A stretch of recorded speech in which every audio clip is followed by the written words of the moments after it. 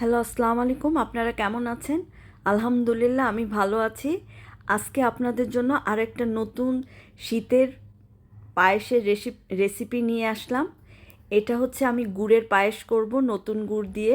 চলুন, প্রথমে এখানে আমি হাফ কাপ পোলাওর চাল নিয়ে নিয়েছি। এটাকে আমি এখন ভালো করে ধুয়ে 10 মিনিটের জন্য ভিজিয়ে রাখবো।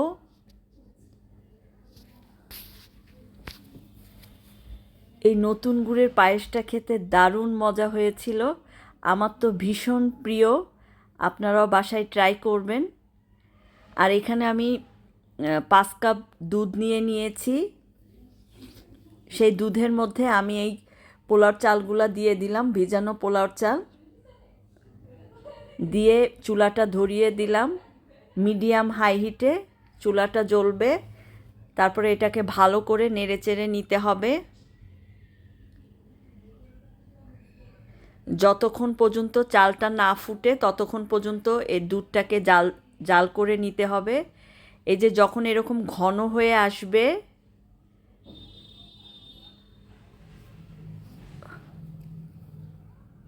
তখন আমি এর মধ্যে আবার 3 টেবিল চামচ গুঁড়া দুধ দিয়ে দিলাম।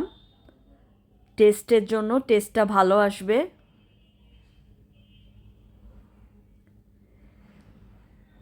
দিয়ে আবার ভালো করে নেড়েচেড়ে নিতে হবে।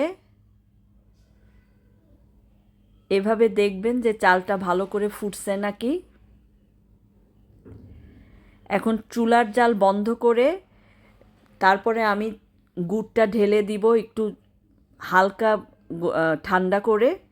কারণ গরম দুধে যদি আপনি গুড়টা দেন তাহলে অনেক সময় দুধ ফেটে যেতে পারে।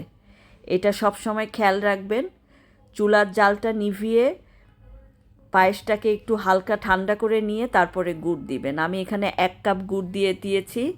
আপনারা আপনাদের মিষ্টিটা টেস্টের উপরে দিবেন। আর এখানে হাফ কাপ নারিকেল দিয়ে দিলাম, কোরানো নারিকেল।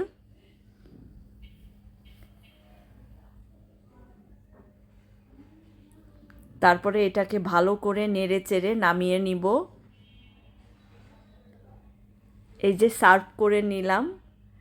এই শীতের দিনে পায়েস, গুড়ের পায়েস খেতে দারুণ মজা। আশা করি আমার রান্নাটা আপনাদের ভালো লেগেছে।